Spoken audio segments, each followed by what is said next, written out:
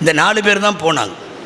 அன்னலார், Abu Bakr ரலியல்லாஹு அன்ஹு, ஆமிர் பின் Fuhayra, Abdullah பின் உரைகத், 4 பேரும் போகிற வழியில் 14 நாட்களுக்கான பயணம். அது 14வது நாள் தான் மதீனத்து மண்ணை கால் வைக்கிறார்கள் நாயகம் ஸல்லல்லாஹு அலைஹி வஸல்லம்.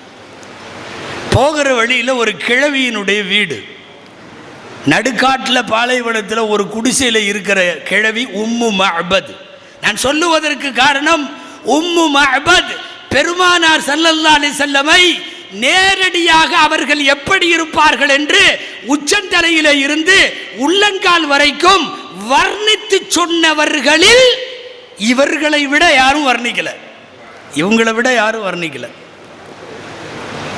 தலை இப்படி, முடி இப்படி, புருவம் இப்படி, மூக்கு அப்படி, கன்னம் இப்படி, கருவிழி இப்படி வர்ணித்து தள்ளி விட்டார்கள். இன்றைக்கும் பெருமானாரை நேர்முக வர்ணனையை